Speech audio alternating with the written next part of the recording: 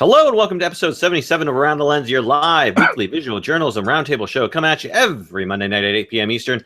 I'm your host, David J. Murphy. I do this show with my co-host, Zach Roberts. Zach.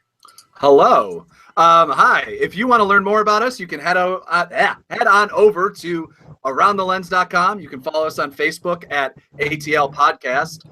And oh my God, everything's going wrong. And on Instagram at Around the Lens. Also on Twitter at AroundLens. Well, it wouldn't be an episode of Around the Lens if everything didn't go wrong. And we're also joined, in case you didn't know, Around Lenses talks about news, topics, and gear related to the world of visual journalism. And we also are frequently joined by our second co-host, Ron Hamilton. Ron. I'm sorry I'm backlit today, but I would like to remind everybody that you are tuned in to the highest rated roundtable photojournalism podcast on the internet in the history of the internet. I think we have to add photos. Yeah, I think a couple more specifics on there, but yeah. One of these days we'll get that right. All right, well let's introduce our panelists this week. Panelist who is returning, of course. Always fun to have returning panelists. Dane Iwata. Who is Dane Iwata? Please tell us about yourself. Hey guys, I'm a filmmaker and commercial cinematographer based out of St. Louis for the moment. I just got back from Africa like a couple months ago, so that's my last biggest, I would say, photojournalism type of thing. Yeah. Really, yeah, that's pretty cool. We talked about that. You were doing a lot of drone work out there. That's pretty neat. Yeah, it was amazing. Yeah, so basically we were there shooting for nonprofit, myself and then Simon Eisenbach out of actually Utica near Upper New York, actually near Zach and whatnot. So that was a super good time. We actually flew in and from Qatar right before that that ban on like your camera gear and stuff. Because then like a week later, I had friends like trying to bring on a bunch of camera stuff, and they made them check everything. So it's like $80,000 under the plane. Like there you go, and you have like no control over it. So yeah, we like got right in before that whatever order happened over there. So craziness. So as someone who's never visited actual Africa, I've been to South Africa, but I've never been to like the heart of Africa. Is it like a nice place to visit? Is it sort of like worse than what we think about it? Or is it not as bad as what we think about it? What was your experience like in Africa? Yeah, I think that, South Africa is like the touristy thing, right? So if everybody says they've been to Africa and they've been to like Egypt or South Africa, those are completely different than like the Congo where I was. So we actually flew into Uganda, right next to Kampala in a little town called Entebbe. And that's kind of like similar to probably South Africa, and like it's like a major capital city, so it's a little bit more touristy than normal. But then we took like a really small like 6-seater Cessna to the Congo, and like it was a completely like different game changer. So I think that the people there don't realize like how or well or not well that they have it, because it's just like a different type of poverty. They don't have like TVs and internet, and it's even like most of their first time like seeing a camera or the drone. Like we had like $100,000 worth of equipment, but they like the drone the most. They're like, what is this flying machine? So they're like, flight. What a unique concept, flight. Yeah. I mean, there's three vehicles surrounding or 3 vehicles servicing like 812 square kilometers. So the only way in or out is literally you could try to drive there. It'll take you about over a month to get there from Uganda. Oh my God. Yeah, it's crazy. And the roads are terrible. Or you can fly in like what we did. So there's literally just like this little airstrip just to fly stuff in. So yeah, it was pretty nuts. But people there are super hardworking. I'll probably never complain about like manual labor again in my life. Yeah. Did you feel safe while you were there, or because that's like the thing. It's like, oh, there's warlords and drugs and people getting killed and stuff. Did you feel safe, or did you feel at all dangerous? Like when we actually got there, it felt very safe. But there was like a couple times during, or like when we stopped in Bunia, and Bunia is right across the border. And apparently a couple months ago, or not months, it may have been like a year or 2 ago, but people have only started returning to their homes a couple months ago, because some village like came over to that village and like literally slaughtered everybody, like men, women, and children. So people are just starting to return to their homes there. Yeah, so that's pretty nuts. So I was learning a lot of history when I was over there. But where we eventually ended up in Nebabongo, it's really safe because there's no like the main thing there is like a hospital that serves like a very big population, but there's no like military base or no rebel camps or anything because it's so remote. So we felt definitely felt safe. But the northeast of us is where like Joseph Kony is hiding out with all of his child soldiers. So that's like reassuring.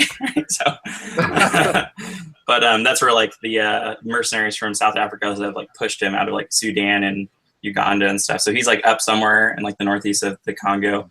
I would say like slightly near us, but at the same time, like the Congo is so big. It's massive. It's like, it's really, really big. Yeah. But yeah, now, time over there definitely makes you appreciate small things.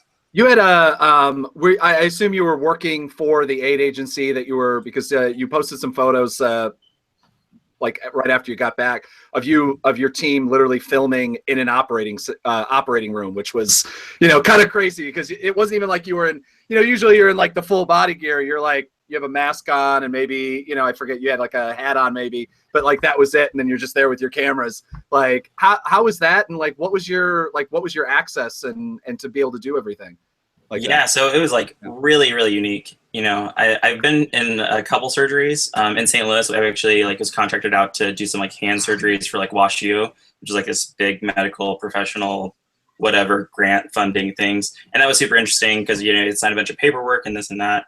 And then, you know, the rooms are very, very sterile and you have to do lots of things and like get in scrubs and gowns and stuff.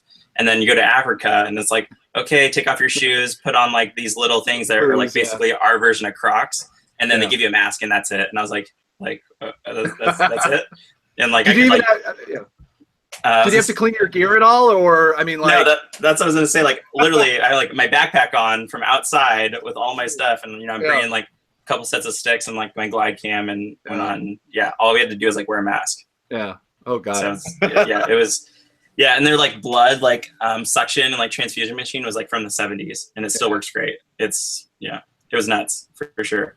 Definitely completely different than you'd ever see here. But apparently because it's so remote and it's so hard to get supplies that they actually reuse and they wash their gloves. The only times that they don't reuse the gloves is if it's like an AIDS or HIV patient. Yeah. But other than that, like they reuse and wash all their gloves and their gowns and everything. So very, very, very unique experience for sure. Yeah. There's 83 members or staff on staff there at the hospital. There's 5 doctors and then there's like a bunch of nurses and whatever else. And there's one operating room. And then the prostate surgery we were in, the table kept lowering. So every a couple of minutes they had to like raise it back up again. So that's, oh my gosh, always very nice and reassuring. You know? Yeah. But it was a good time. Reminds me of my time in Honduras where, you know, they reuse a lot of the same things over and over again that here in the States, you know, we would just dispose of, you know, naturally. And then they had like also needles, you mean? Not needles. I'm just talking about certain like wearable items and gloves and instruments and stuff like that. That some that would be one-time use, they're using over and over again. And then they also had to deal with power outages. That was the fun thing. So, you know, have fun going to surgery there and you lose power. Now they did have generators for the OR. So that was, you know, one thing, but, you know, the lights would go out and stuff like that. So that's actually, it's interesting going to the third world countries. Yeah. How did you deal? Did they have, I assume they were off the grid. Other than like, were they on generators and everything like that? Like, how did you deal with, I mean, it's, you know, they're talking about doing medical equipment, but you know, we're on a photojournalism podcast. So we're going to talk about, like, how did you use solar or like, what was your outfit like? Yeah, so where we were staying was like right next to the like chief surgeon's house, and we stayed in like 2 separate buildings, but only one of them had solar panels on it. So the solar panels, and it goes to 210 also, you know, so in the States we're in 110. So we had to plug in like our converter into that, and then from that I brought like a, you know, 3-pronged, you know, AC thing from like Home Depot that will like convert, you know, 210 to 110. And then basically we had to strategize about what needed charging for like the A7S2 batteries, the Mavic batteries, the FS5 batteries, the 5D Mark III batteries, our computers, you know, whatever else. You know, we brought a Ronin, but we hardly used it just because we didn't want to use like the batteries and like take time to charge it.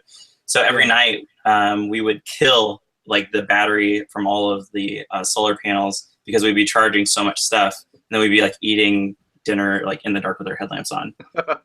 So yeah, it was super interesting. The first couple of days we were kind of like, okay, how to like figure out, you know, what needs to get charged versus priority. and instead of just like rolling for like 30 minutes straight on an interview, we had to be a little bit more selective. And whatnot. But yeah, it was. I'm going to ask you the question, then press record, then you answer it, then I'll press record again. Yeah. We just prepped the talent. I feel like a lot more like kind of like told them. Also, we had to have a translator with us the entire time, which was the chief surgeon. There's only 2 people there that spoke English. Everybody else either spoke French, Swahili, or a mixture of both. So it was very, very, very interesting. Getting around there. Cool. How much Swahili did you pick up over there? 0.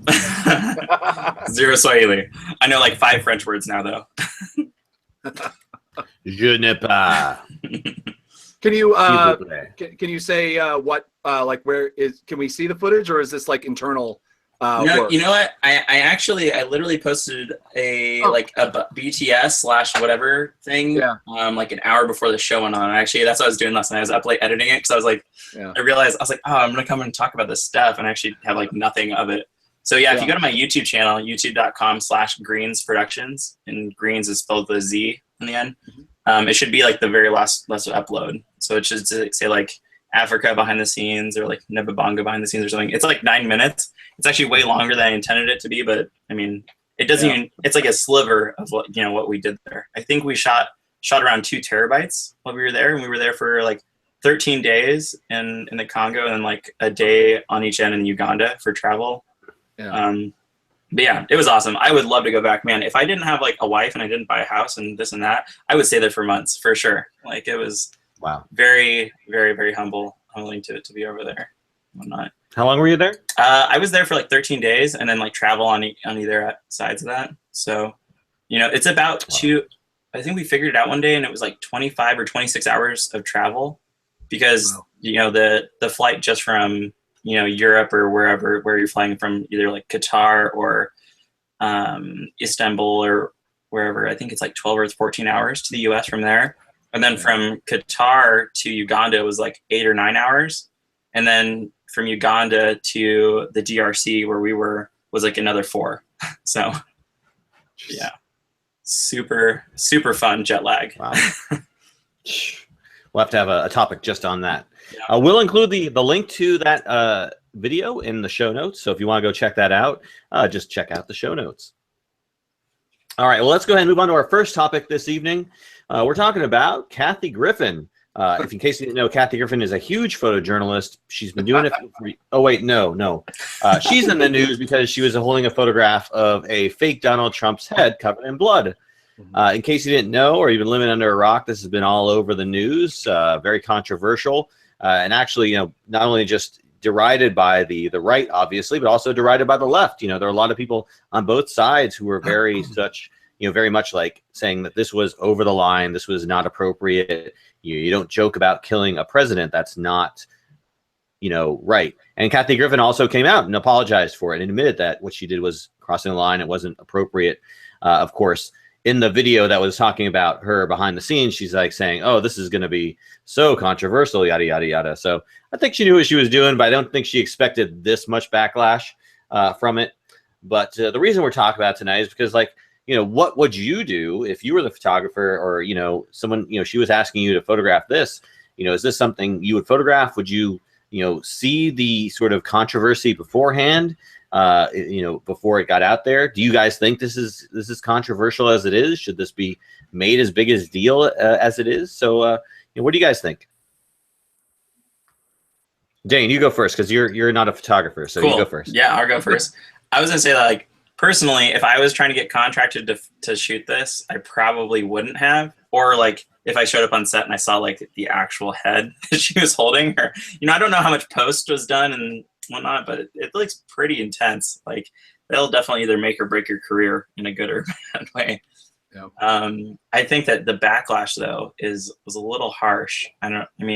It's definitely intense, and she definitely apologized, but hours after getting let go from so many different things. I understand the companies are trying to protect their image and stuff, but I don't know, she kind of breaks down into tears. CNN already has a bad enough reputation in the eyes of many with regard to their, sort of news ethics that, have her on there, I think would have just made it that much harder, Definitely.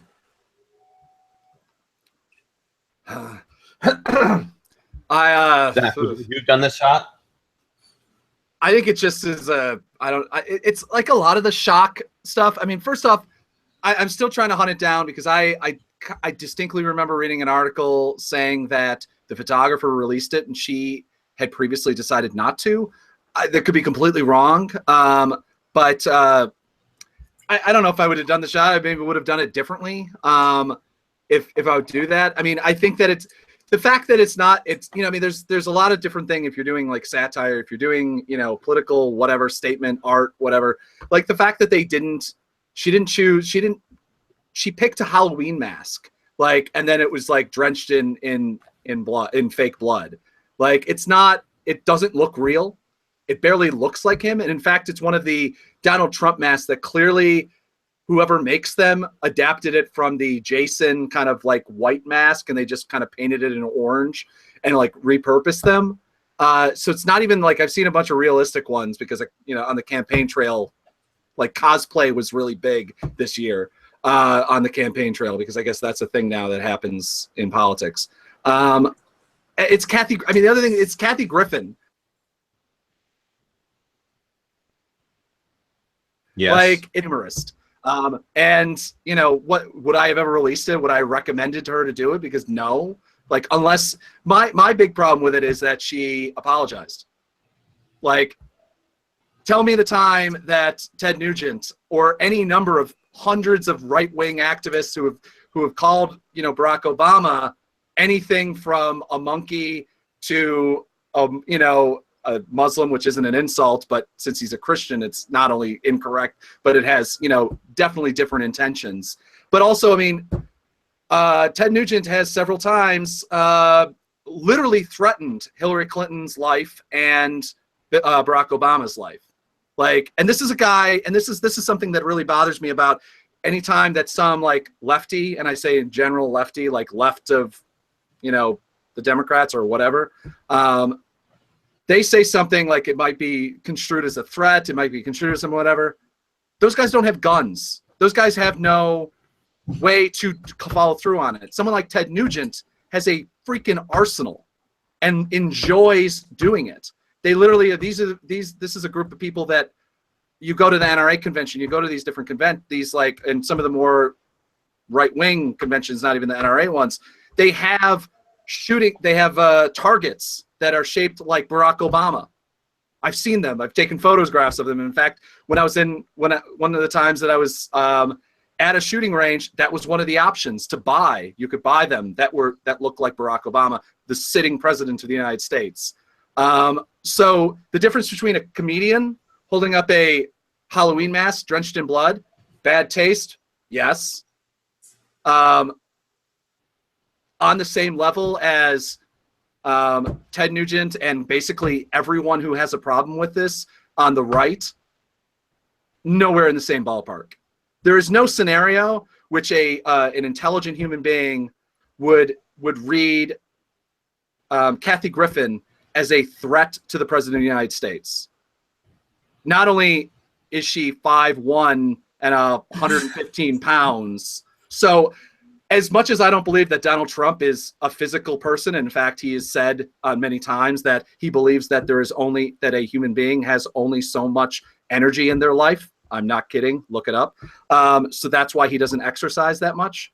But I'm not kidding. Like, I have to state it because it's literally like you have to start taking these realities. Like, so it's bad taste, and then there's an actual threat. Then there's actually something you should genuinely be raging, pissed off about, whatever.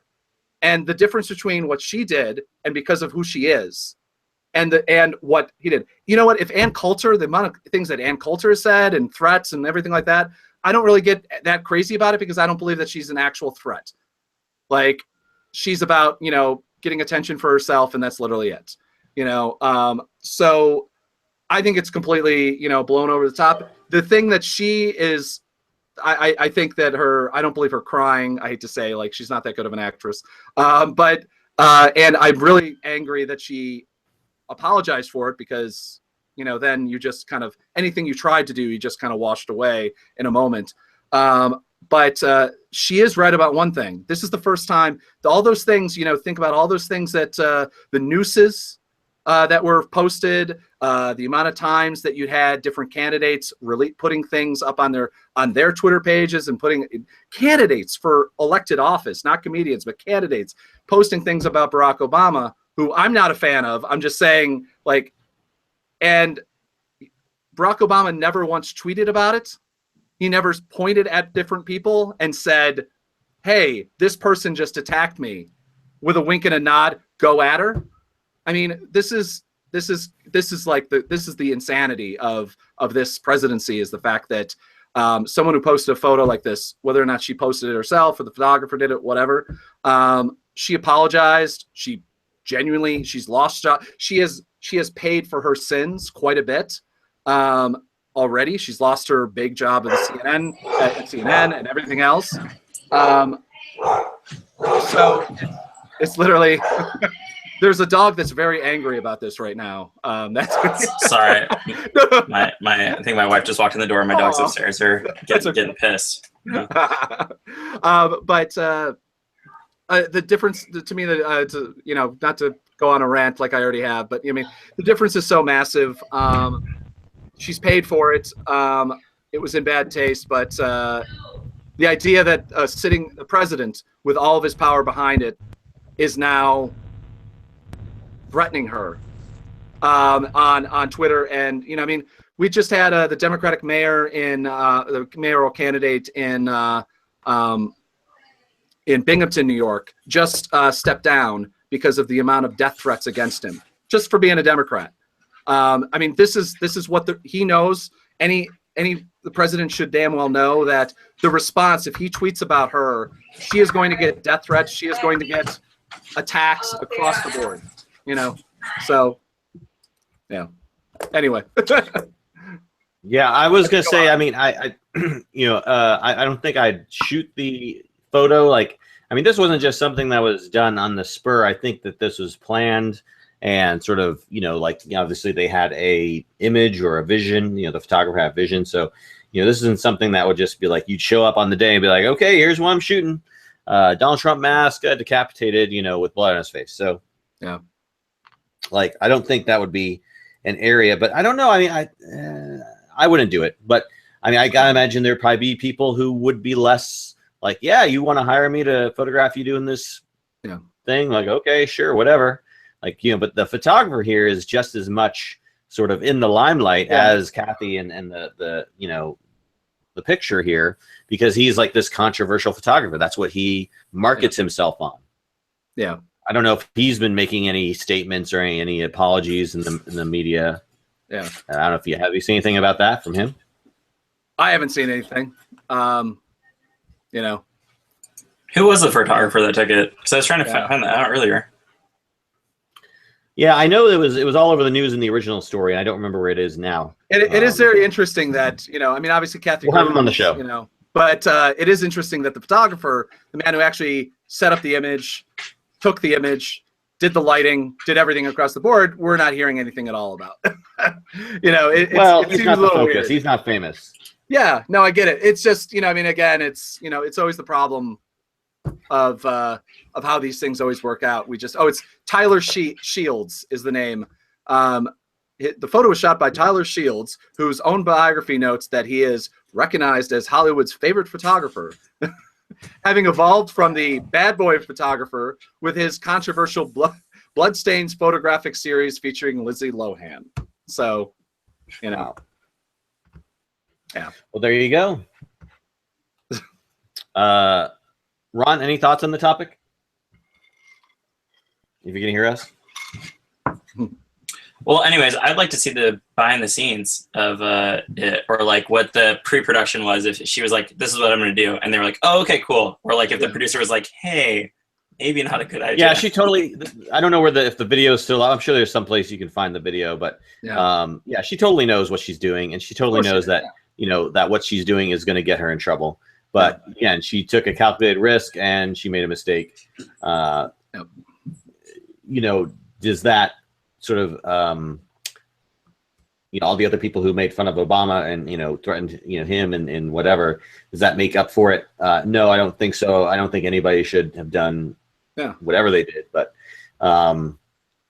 Yeah, I don't know. I agree with you. I think she definitely she's paid her dues, for this. She's going to be in the gutter for a little bit for sure. I mean, I say quiet. I think pretty briefly. Because this is Really? why you hire back her. from this soon. I mean, is she going to get in 2018? Is she going to be up with Anderson Cooper? She's not going back to CNN. Maybe. No, she's why not? not? CNN. I don't know. She is the reason why people turn into that show, why they have any ratings whatsoever. It's not Anderson Cooper. Money at the end of the day is always the decision-making process on this. I mean, there is a reason why people who do things, shock things, still continually have careers if they deal with them right. Yeah. I think that her move on this, if she wanted to continue to have a career in the field and have the respect of the people that either might support this or might not care about it, the fact that she apologized, for me, I would have just been like, this is disgusting. I wouldn't do that. It doesn't help anyone. And if you're trying to make a political statement, this is a really stupid way to do it.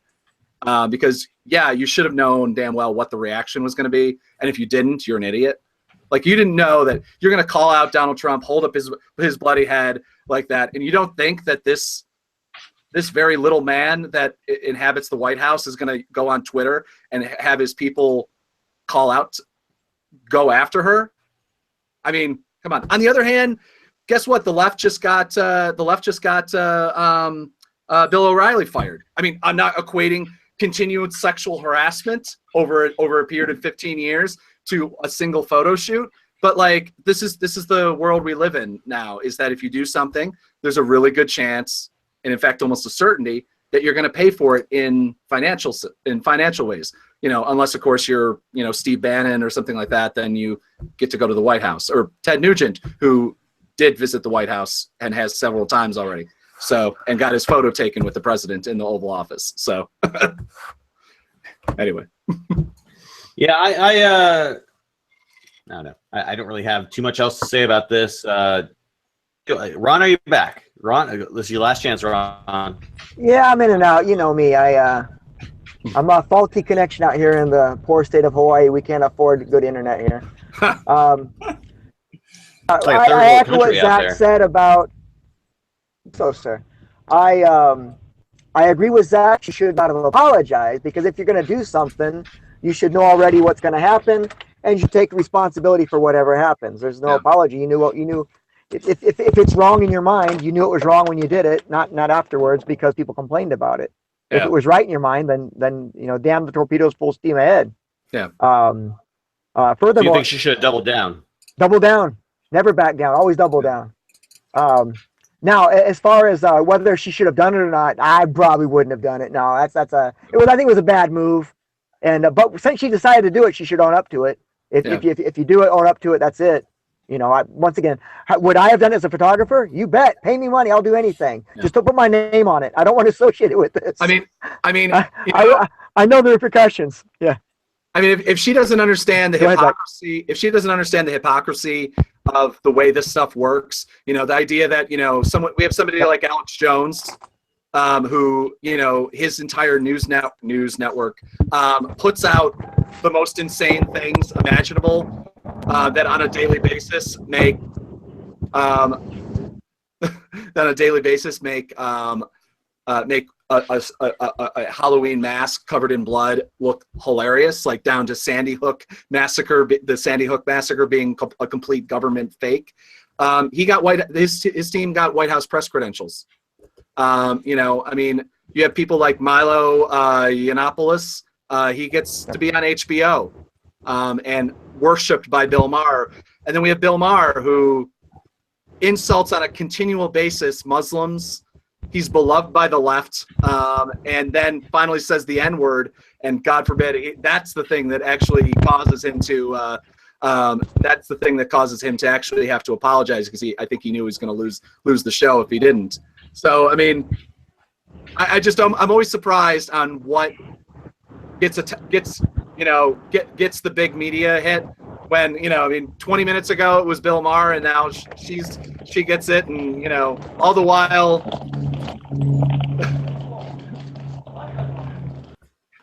all the while, you know, this is exactly what Trump wanted, because I mean, this moves his disastrous Europe trip. Boom, you know, everybody on Twitter stops caring about you know, leaving the Paris Accord, and now we care about a photo of you know, a photo of an idiot holding the head of another idiot. Yeah. Well, I mean, she did this to herself, and ultimately, yes, yeah. I think she did more damage to any sort of argument the left could make against Trump. All it does is fuel the right, give them the fuel they need to be like, oh, yeah, left is this, left is that. So, but they were already, you know, like that. I mean, like, let's not deny, like, let's not say that she's ruined any argument. She has ruined the argument that we can hold up a head of a president covered in blood. She has ruined that argument. I think it was a pretty good argument to ruin. And I mean, I've called the president any number of presidents different names. I mean, and supported people who've done things similar, but she's ruined that argument, because again, she apologized, but also, like, let's not imagine that the people that reacted the way that they reacted to this, like by sending her death threats, by sending her, you know, everything under the sun. I mean, on Twitter, on everywhere else, every other social media platform, and I'm sure that, you know, CNN and every other network that has ever had her on got equal amount of death threats and equal amount of horrible things sent to them that do not equal an idiotic artsy photo in the response to. Those two things don't go together. But you know, she hasn't ruined anything. Like the Trump supporters, they hated her 3 years ago, even before they were Trump supporters. I mean, and there's no one on the left that was arguing this in the first place, that you should, not whether or not you should be able to do this, because, you know, the Trump supporters just had a free speech rally in Portland, supposedly as big defenders of free speech, and then probably at the same time, I bet you go down those people's Twitter accounts or wherever, and I'm sure that they're bashing Kathy Griffen for, you know, free speech. So, anyway. Well, before we get too much into PolitiChat, let's go on to our next topic, which is burnout. So, you know, it's pretty easy in this career field, I think, to suffer burnout, because we're definitely working really hard. I mean, I don't think there's another career field that is working as hard as we are that isn't, you know, straight up physical manual labor. You know, in terms of just having to do so much, you know, physically and also mentally at the same time. And I think, you know, we work long hours. You know, I'm sure you worked long days and hours when you were in Africa, right, Dane? Yeah, probably like 15-hour days, or, you know, I mean, that's like every day is like a filmmaker. I feel like it's always like 12 to 15-hour days. So. I mean, when you're on these super extensive long shoots, yeah, how are you combating burnout? Like, how do you not get burned out doing that day in and day out for 13 days or whatever you did for your thing? You know, for me, I like being in the field, so I don't mind shooting. But, you know, if I had to sit like at the computer every single day and like edit my life away, I would definitely get burned out for sure. Yeah. You know, I think the thing that complements this job, whether you're in photojournalism or video or either or, is that you get to be in the field doing something, and then you come back and then you're psyched for at least some of it to edit, because you're like, you know, you got like that one shot, or, you know, like there's something you're like, oh, I got to post that to my Instagram later.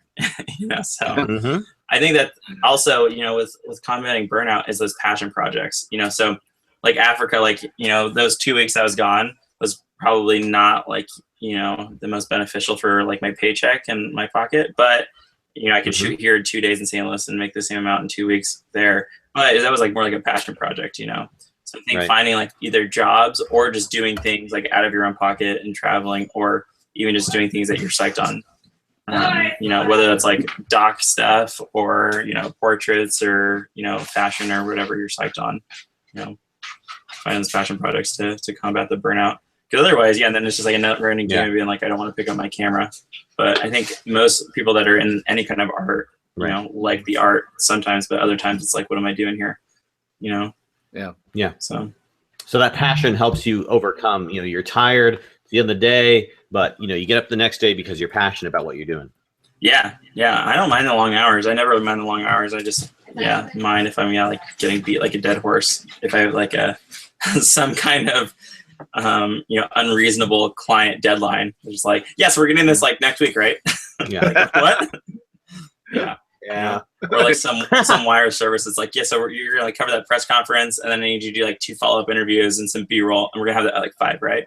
Like what? Oh my Wait, god. you're not already uploading that as you're doing the interview? What are you doing? Yeah, and I need it in 6K. Yeah.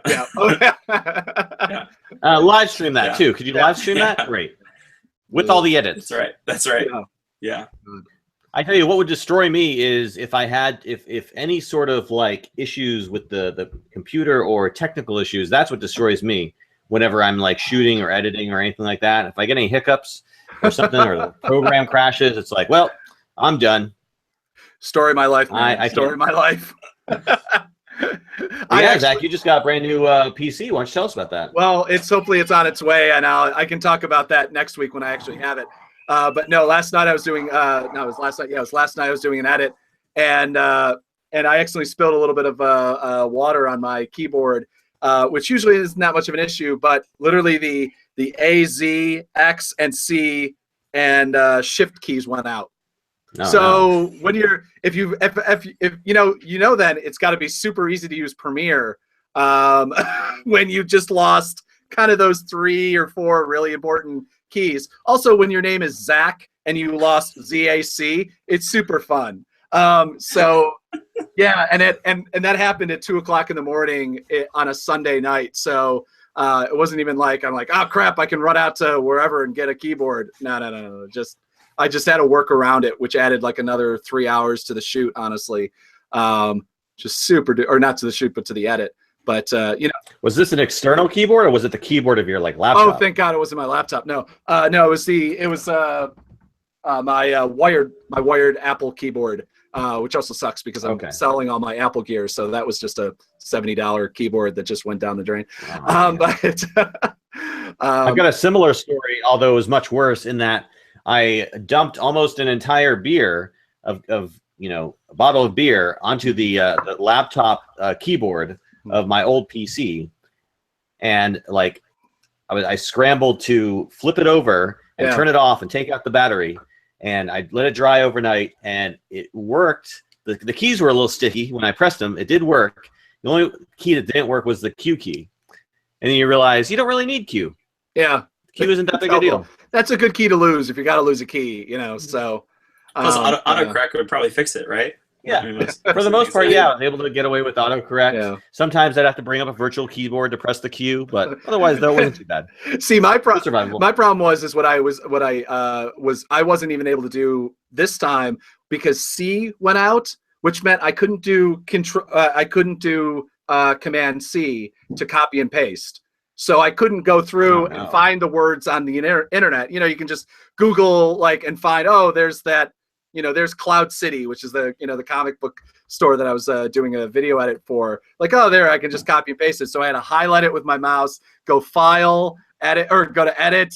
It was like luckily I was drunk and punch drunk enough at that point that I was just laughing at it. But that's the sort of stuff, gear going wrong, which is I'm kind of famous for. I've literally had computers catch on fire before.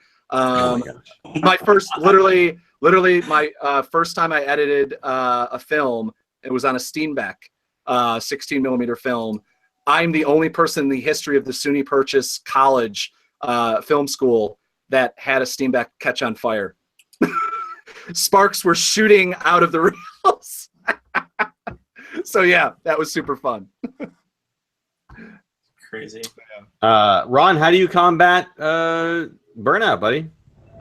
You just go to the beach, right? If I had time for the beach, I'd be a happy boy. For me, burnout manifests itself by doing the same monotonous tasks over and over. If I can get a good assignment, it can snap me out. Or another thing that I do is if I buy a new piece of gear, then even the most mundane of assignments can be exciting again because I'm playing with a new toy.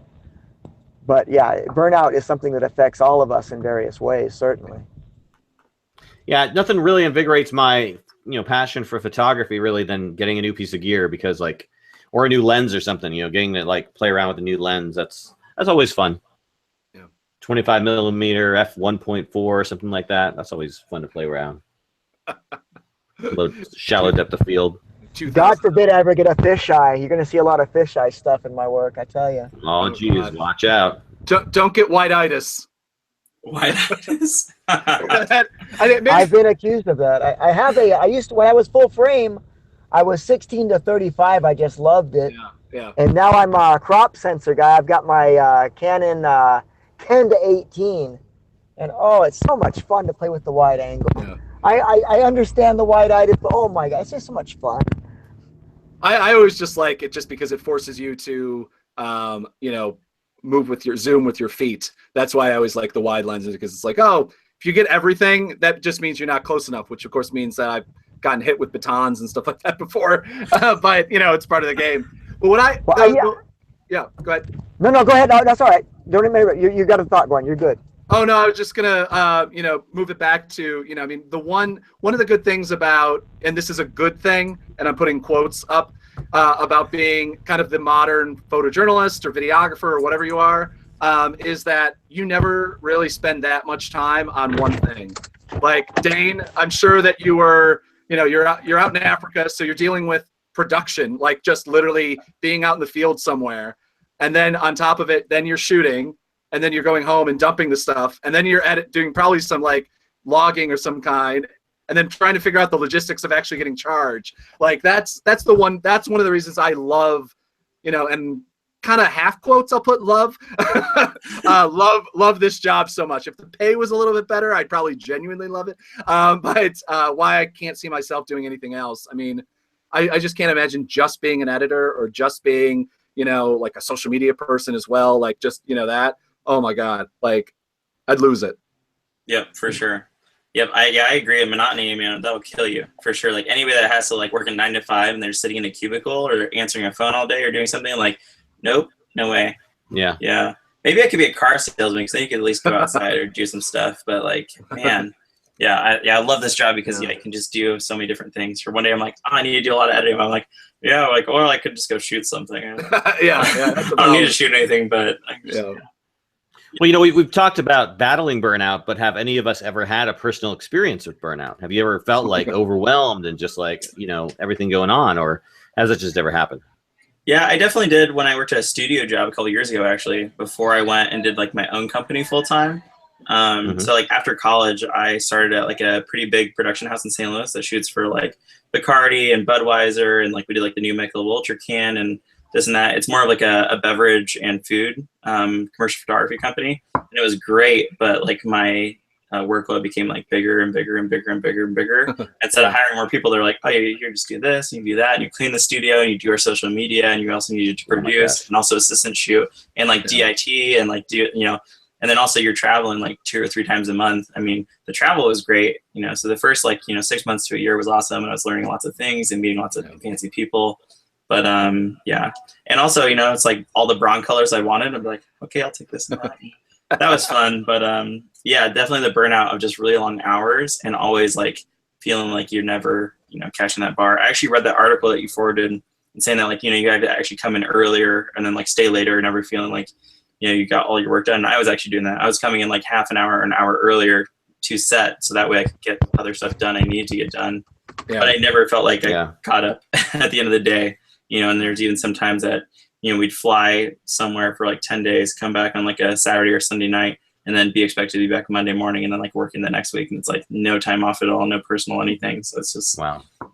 Yeah, that's why I decided to eventually quit. I mean, like the money was really good, but unfortunately, that burnout. I mean, you talk about the responsibilities working for another company, but you own your own companies. I mean, you're doing obviously all the shooting and also all the back stuff. I mean, I'm sure you've got employees and taxes and everything else. How do you manage all that?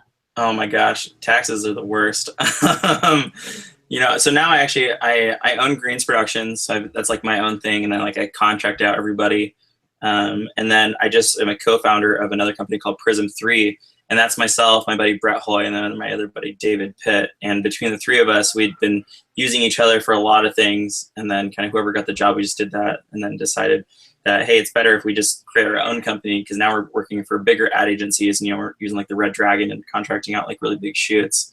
So now that there's 3 of us, it's much easier. So like one person kind of spearheads it with like the client for like producing and doing like a lot of like the pre and post, like emailing and coordinating. And then the other person can either jump into like a directing role or like a DP or an editor or whatever. So it's way easier kind of dividing and conquering that. Whereas like myself from before, just with Greens Productions, which I still own and I still do like 38 weddings a year under that. A lot, yeah. I'm like shooting a wedding every Saturday for the rest of my life. Don't worry about it. No. Yeah, I'm like half booked for 2018 and like I have like 3 or 4 weddings into 2019 already booked. So Yeah. But that pays the bills. Video, right? Yeah. Yeah, that's all video. Yeah. Oh, okay. That's all video. And does like the person come to you and ask you to provide them photo support as well? And do you subcontract that out, or did they hire another photographer? You know, most of the time, you know, for weddings anyways, even though it's a photojournalism podcast, we'll just talk about weddings for like 2 seconds. Journalism podcast. Journalism. No. Well, you got to remember. And video. So there's photojournalism. Photo and video. Photojournalism is what we try to do, and then weddings is usually what we do to pay for to be able to do. That's true. That's true. I mean, yeah, no, it's very, very true. I mean, you got to start somewhere. Yeah. You know, I feel like unless you went to school for it, most people are gonna have shot like a wedding or real estate somewhere in their life. Oh, yeah. You know, those are probably like 2 of like the things that everybody and their mother knows how to shoot. I'll just put it in quotes. You know, there's maybe like the top 50 like wedding photographers and cinematographers like in the world that, you know, I follow or know personally. And, you know, I probably in the St. Louis market anyways, I'm probably like top 2 or 3, like with highest price. But yeah, no, it's really, really good. But the way I kind of like break it down in terms of like when people are booking me for video is either they really like video, so they come to me, or it's word of mouth because they saw somebody else's thing, or it's a photographer. So I work with like a small network of like 5 to 10 photographers in St. Louis that are really good at their job. And then if somebody like wants to say like, oh, you know, I was also thinking about doing like photo booth or video or this or that, like I'm normally like one of those people that, you know, is a referral. So it's only sometimes that the bride wants to do like photo and video both. In a package, and then like I'll subcontract out a couple of my friends that are really good photographers. But normally video kind of is down the list. It's normally like wedding dress, venue, like your catering, and then like photography, and then video somewhere down here with like photo booth and other options later. But you know, anyways. All right, well, let's go ahead and move on to our last topic this evening. Microsoft, a company well known for their visual journalism pedigree. No, I'm just kidding. They don't do anything with that. Although they do run the platforms that we all run our favorite programs on most of the time, unless you have a Mac. Anyways, they developed a curved sensor. So, you know, we all know, of course, the sensor that captures the actual image that we are using, the CCD or the CMOS sensor in our cameras. We're all pretty well familiar with that. So they decide to curve that. Now you might be thinking to yourself, like, what's the big deal? You know, it's just a curved sensor. I mean, I have a curved TV screen. It doesn't really change or revolutionize TV that much.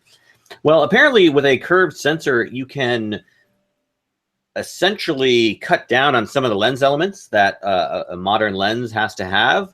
And it also allows you to, I guess, capture more detail and also detail to the edges of the frame. So sometimes when you're shooting pictures, you lose details on the edges, but with a curved sensor, it tends to, mitigate that. But I think, the most exciting thing about this, or what kind of stood out to me from this innovation, is the fact that, again, it allows you to really cut out the lens elements required for a camera. So you can potentially get higher quality, shots from maybe a smaller camera or smaller lenses, or even, integrating this kind of technology into cell phones. You could potentially, improve or make cell phone photography that much better. Do you guys have any thoughts on this curved sensor? Does it strike you as something that might actually be a really big, like one of the biggest innovations to come out in a long time with regard to photography? I'm really pumped about it because I like shooting a lot of things wide, and if I can get like all of the points sharp, and all of the edges, if I'm shooting like 16 to 24 millimeter, or even like Sigma's new 12 to 24 art lens, which is supposedly very tack sharp anyways, if I can get that even sharper and then like less vignetting, I'm all for it. Yeah. Especially as we move to like, what are we up to 8K now? The idea of being able to cut into certain areas with it being continually flat like it's supposed to be.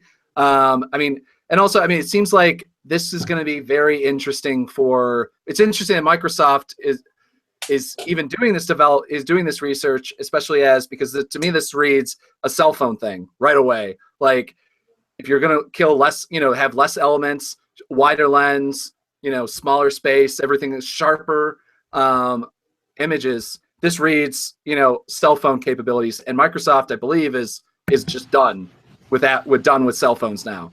They're not, but I'm sure they don't have any qualms about selling this technology. Oh no, I know. licensing. Yeah, I mean, but it's it's just like, it's not even like Sony, where when Sony develops things, like, yeah, they have their camera end and then they end up selling it to Nikon, probably cashing, making some cash. But it's interesting that they have, that they're the ones making developments in this, and not not Nikon or Canon or any of the other companies out there. Yeah, I don't see this coming out to necessarily the DSLRs anytime soon, because I think a curve sensor would require a whole new lens setup, and they're not going to abandon their their lens cache. Yeah. That's like their moneymaker. But I can definitely see this coming from either like a new company with like new types of lenses, like a whole new camera system, on like a new micro four thirds, or again, cell phones. Yeah. It's interesting when something like this does happen and you go, well, what, name me what the last huge development in photography was. The Lytro. That's literally, that's the first thing that kind of comes to me. I had a Lytro. It was not that cool. The concept at least is there. That's why that's why you don't hear about it today. Yeah. I'm waiting for that to somehow be introduced into video. Then that's something I'll really look forward to. But that'll just instantly be able to do 3D and not a problem whatsoever. Yeah. Well, they had that Lytro broadcast camera that I heard about one time, but I never heard about it after that. I don't know if that actually existed. I think it's just a software thing, because they had like that huge major production on it, and it was like the coolest thing you could ever think about. But I think it's just like the whole robotics and the production software and stuff. I think that's also why the Lytro camera, like, people are like, oh, this is awesome, but then you have to use their software, which sucks. So if they had like a Photoshop plugin or plugin for After Effects or something, because that was basically what it was doing. It was a moving image, so it was like you're using After Effects and like stacking frames on top of each other. But it's like, whatever. This is cool depth of field stuff, but if I have to use your crappy software, then I don't want to use it. Yeah. That's always the story. I can get a very Lytro-like effect with my my Panasonic cameras, the GH series. They have that built in. It's pretty sweet. Just shoots a bunch of pictures in a row, so you got to hold the camera still or on a tripod. But the effect is that's cool. Ron, any thoughts on curve sensors? I vote yes. I like it. Ron approved.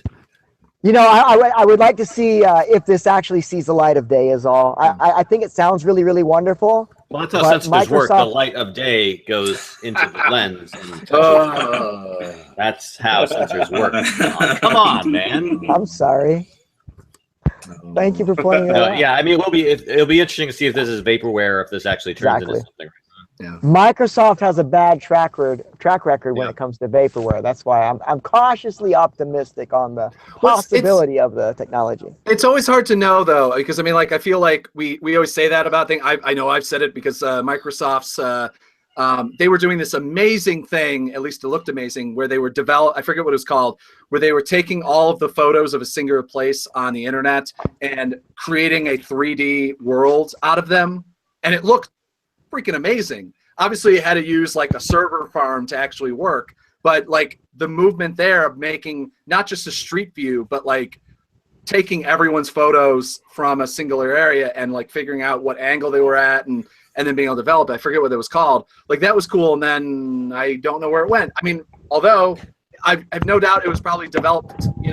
Microsoft went and used it somewhere else. So it'll be really I would say Microsoft stuff. It like they do a lot of crazy off the wall stuff. The HoloLens, the Surface Table, a lot of things that may or may not see the light of day. But I think they show up eventually in other things. Usually like now we have the Surface. Usually it's an Apple showcase that ends up showing like the tablet. They did the tablet first, and then Steve Jobs invented it. Later on, Apple invented it, not Microsoft 10 years previously. Right. Hey, since we're talking about Apple, And Dane, you might have something to say about Yeah, I watched it today. So good. I'm all about the WWDC. Any thoughts? Oh man, the new iMac is sick. I want it so bad. The only thing that I will say that I'm not super psyched about is they keep trying to push this stupid like USB-C and like Thunderbolt 3, which I'm like, okay, yeah, way of the future, it's awesome. But is the way of the future right now, unless you can like sell it to me, I can come in the store and buy like a big 8 terabyte like USB-C, Thunderbolt 3. It's like I don't care about it unless I can like do it. Same thing with like the EarPods and the iPhone 7 and 7 Plus, like totally premature. Unless I can like go in that day and buy a set of EarPods, like I don't want to do your stupid lightning. I don't want all these dongles, all these things. That's the only thing that pisses me off. I'm all about the specs and everything else. I'm also excited about the new iOS, but yeah, the new iMac looks pretty sweet. But the LG displays are trash. I don't know if you've ever been to like an Apple store or seen them in person and stuff. Those displays suck. So about the 5K displays? Yeah, they're new. Well, I don't know about like the new one that just got released, but the previous version, you couldn't even do like 4K or 5K playback on it. Like if you're in Premiere Final Cut, it would only do 1080. So it's like had this nice display, but yeah. Oh, fantastic! That's great. Yeah, thanks a lot, LG. But I don't know about like the new one or the updated ones. But this is like a year and a half ago when they decided to, since they stopped making the Thunderbolt displays, like what 5 or 6 years ago. Since they stopped making those and then they went to LG. So, I haven't checked in 6 months to a year, but who knows? Apple revolutionizing things prematurely or trying to push people, in the direction, which I'm all about. I'm all about tech, but I don't know. It'll be interesting to see how big this is. It's always unbelievable because I've been Apple for the last decade, and since I've always been shooting video since I became Apple. So I had FireWire. I started with FireWire 400. That became 800. Then we had Thunderbolts, or where we had something else in between, I think. And then, and now we have USB-C, and it's always great. I'm happy that they're moving faster, but you walk into an Apple store and try and buy, like when FireWire 800 came out and all their computers got rid of 400 immediately. That's the big thing. They're like, nope, everything that happened before did not exist. I don't know what you're talking about. And they start again, and then you go, okay, so FireWire 800 hard drives didn't become like, not even standard, but like really widely available until like basically USB-C was already coming out and was already being replaced by USB 3 or something else. Like it's always been unbelievable with Apple on that. Like Apple is such this massive corporation, the second or third largest company in the world. You're telling me they couldn't push HP and G Drive and all these guys to say, hey, by the way, we're coming out with this thing. You probably should have some hard drives ready. We're about to sell $1 billion worth of laptops and computers with it. So you probably should have this tech out there. But no, we'll sell you a $29 dongle that adapts the thing, because the back of my iMac right now has got like 4 of them. And it's nuts. It's like, so that's the reason. That's the reason why hopefully on Wednesday I'll have my PC laptop for the first time in a decade, and I just won't have to deal with that anymore as much, at least. So this iMac Pro is supposed to be replacing their Mac Pro. They're not going to make the trash can desktop computer anymore, right? Is that the idea? I think that's the idea, because you can go 18 core with this thing, which is crazy. Yeah. I read a piece a while back, because I was actually looking at, when I was still going to stick with Apple, I was looking at, okay, so what's the livelihood of the trash can? Is that going to stick around? Is whatever? And my understanding is that in the next 2 years they're going to update that, and that they wanted to get these things out of the way first, and then that's the next update. Whether or not that's true, whether that's not just a Mac rumor or something that some engineers said at Apple, I don't know. But it'll be interesting, because if they're going to come out, I mean, the new iMacs, iMac Pro starts at $5,000, which is, super. It's a nice. What does it go up to? That's the base model, and if you see the range, I mean, to me, that's probably the base model, because the base model I think has it was like 256 gig flash drive, solid state in it SSD. or something. I think it's 256 and then 500 and then a terabyte. Which, And then if the anyone, processor starts at 8 core, which is crazy. Yeah. Like 8 cores it's starting. So well, I mean, if you bought a Mac recently, or at least a MacBook Pro or something, you know that the number one price difference, since you can't do anything to the laptop anymore, you have to basically buy it as is the hard drive. Like I have a 128 gig hard drive in mine because the next step up was $400 difference for a quarter gig more or quarter terabyte more, like, which is for like 200 gigs. It's like, well, I could just spend that $400 and buy 3 terabytes, external. Yeah, which why I have Velcro, and on every single one of my hard drives, I have Velcro on the back of them because I latch it onto the back of the laptop, and that's my life. I carry that thing around everywhere I go and hope to God I don't lose it somewhere, because we have to have a little. I mean, the fact that you can buy a memory card now, with for like $50 this costs 64 gigs right here. This thing cost me, I think, $38 on Amazon, and you're telling me you can't give me 128 gigs for more? Oh, anyway, I have a lot of complaints about Apple. So for you, as doing lots of video, Dane, does this iMac Pro intrigue you as sort of a turnkey system that you can get to do all your video editing? Are you intrigued by that? Is that something you want? It depends. So right now, currently, anyways, we're shooting a lot with like the Red Dragon. We're shooting a lot of like 4K, 5K, 6K, and we're shooting using like proxy files in Premiere. So that way, we're not actually like editing like the 6K raw. It's proxy files, and you like relink things. But anyways, like it totally looks awesome. As like resolution gets higher and bigger, you need more processor. Currently, right now, I'm running like a maxed out iMac, like 2014, 2013, I don't know. And this has like SSD. And I don't remember how much I paid, probably too much for it, and it's running like 64 gigs of RAM and whatnot. Jeez. But this thing like looks awesome because it's an iMac and it looks like just the next version. So if I replace my iMac, maybe this looks good. My old studio job, I used to run with like one of like the trash cans with like 128 gigs of RAM, and like it was like fully maxed out to the core. And I think like when we bought it, we got like a deal, and then we put in like OWC RAM in it. We bought it with like the base RAM because you can actually install your own in that. But I think after we priced it out, like after the upgraded processor and NVIDIA graphics card and all that, it was something ridiculous, like $17,000 or something. But it's probably overkill. Yeah, it's this big. It's $17,000. My nonprofit just bought one last year to do our film because we shot most of it on 4K, and we were talking about the budget. Like I remember, I have my Mac Pro from like 2007 sitting in the other room, just completely trying to figure out what, maybe I'll build a server out of it or something. I don't know. Like, but when we talked about what the budget on that was, it's like, well, it's probably going to be like $7,000. I was like.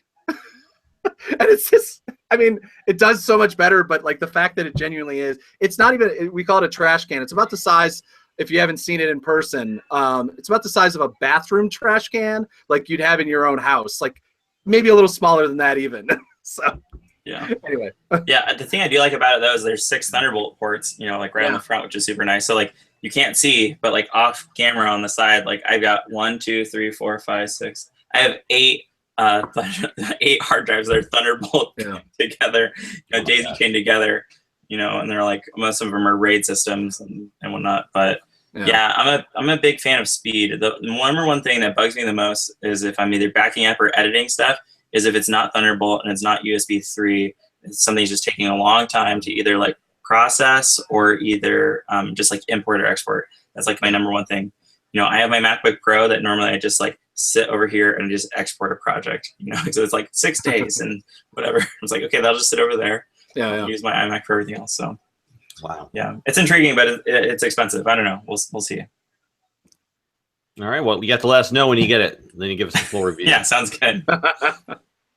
And speaking of which, why aren't you shooting with the Red X weapon? Why? Because I have the Red Dragon. It's way better. But doesn't the weapon shoot 8K? The helium or something? Just, or you can still get the same sensor. It's just an upgrade from 6K to 8K. Oh, okay. Yeah.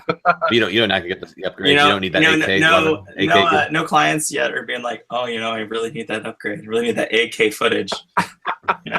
Just wait until some really wealthy wife is like, oh, I really want my wedding shot in 4K, so it's future proof, so that in 50 years it can be shown on the Megatrons that everybody has at home.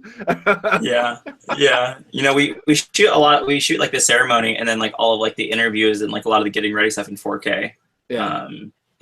Yeah, we never brought the dragon to a wedding. That'd be a little overkill. Yeah. No, but the A7S2, man. What's that? What are you shooting 6K? Oh, like commercial stuff. You know, everything that's not a wedding, basically. Yeah. So that way we can crop. You know, so I can do like really awesome stuff in like 240 frames a second or 60 or 120 or 96 or whatever we decide. Like even handheld with like 24 or 35 millimeter, and it looks amazing because you can shoot in like 6K. If you're mastering in 1080 or even 4K, you can use like some really good warp stabilization, and it looks like you're on a glide cam almost. I shot my first news piece in 4K. I have a cheap ass JVC 4K camera. It's like $1,300. Actually shoots really nice 4K. The 1080p is kind of sucky, but I shot it on that, and I'm just like, so yes, it'll be on Democracy Now! So potentially if somebody watches it on a 4K TV, oh wait, no, it will never see the light of day, and anything even better than, even as good as 1080p, because I don't believe that Democracy Now! Broadcasts in 1080. I think they do HD, which is like 720 at best. And so I'm like, so basically, and they get most of their views on mobile. So like, so there's that thing. I'm like, it's good. So basically people on their phone watching 4K video, like, okay, sure. That was worth it. Yeah. Yep. I shot, but at least it looks nice, though. At least it looks nice. It looked great. I mean, thank God I didn't have to edit it because it basically broke my MacBook. So, but yeah. Ron, any thoughts on any of the new Apple stuff coming out? Yeah, actually, guys, sorry, I have to hit the microphone button every time I want to talk. It's windy out here. No, I was just saying that Apple, I am a Linux user, so I don't use Macintosh hardware or whatever. You can put Linux on Apple hardware. It's been done. People do it. I don't see the point. I have a laptop with Linux. As far as editing goes, my videos are edited in the Philippines by a team of editors. So I don't mess with that anyway. You outsource? You outsource? It's disgraceful. It's the the station. I know. Everything is handled. Oh yeah, but you're right. Yeah, no, hey, and even so, I'd be happy to do so. We need to bring back those video editor jobs, along with the coal miner jobs. Yeah, bring back those right. Right, and we need that. Make video editing great again. Yeah, no, but yeah. So I mean, unless there's something really, really fancy, but I don't like the Macintosh. What Dane was saying earlier about the dongles and whatnot. I agree. What a hassle. I don't like that one bit. I don't like the way they're headed. I haven't kept up with the with the new one you talked about that came out today. But if it's more of the same, I'm not interested. No. Yeah. All right. Cool, Ron. Meet yourself again. Great. Thank you. Don't need any more of that wind noise in our life. All right. Well, let's wrap up this week's show. Dane, where can people find more about you? Well, I'm on the Instagrams at Greens Productions, and Greens is spelled with a Z. And then you can go to my website, greensproductions.com. And then the next few weeks, we're actually launching our new Prism 3 website, which looks really, really dope. And our food reel is amazing. Like, we just went to Copenhagen to finish up this doc like a couple weeks ago. Like, it's so good. We just finished sound design. But anyways, that'll be prism3.com and then at prism3 across the socials coming up. That's 3 nice, with that's a number 3, right? Nope, that's all spelled out. 3. Sorry. Like, spelled out. Okay, yeah, no. Prism 3. Sorry. No worries. All right. Well, I will put it in the show notes so that when you do eventually launch it, it'll be available. Sounds good. I'll let the whole world know. Next couple weeks. Yeah, it should be like, well, the website's technically done. We're just kind of doing like finishing touches and this and that. We're pretty particular since it'll be like top clientele ad agency work around town. We're trying to compete with some pretty big names. So, wow. Okay, great. Well, wish you the best of luck there. Thanks. Yeah, we're pumped. Should be good. Pays the bills. All right. Yeah, photojournalism work. Unfortunately, if I could work for like Post Dispatch or some smaller whateverness and travel as much, it'd be a good time. But just bought a house, so that'll be congratulations. The bills. Yeah. So yeah. Now you're going to be saddled with a mortgage for the next 30 years, but hey, it is what it is. That's right. It's an investment. It is. Awesome, man. Well, just as long as you're not stuck behind a computer at a desk in a cubicle, right, for 12 hours a day, then you're good. That's right. I'm only here like 8 hours a day, so it's fine. The one thing is though that I do miss the monotony of getting a regular paycheck. That's a monotony I really miss. You don't like waiting on clients to pay you 90 to 180 days later? Considering I have $3,000 in invoices out that have been out for more than a month. One of them actually out for a year. No, I don't miss that. Same. I'm still trying to get paid for like a thing in December and then another one in January. So I understand. Yeah. Jeez. All right. Well, you can find out more about Ron, Zach, or myself at aroundthelens.com. I want to thank our panelist, Dane Iwata, for being on the show tonight. I always love having you on there to talk about all things visual journalism. We're a visual journalism podcast, after all. So again, for Ron Hamilton and Zach Roberts, I am David J. Murphy. This has been Around the Lens, episode 77, and we are out.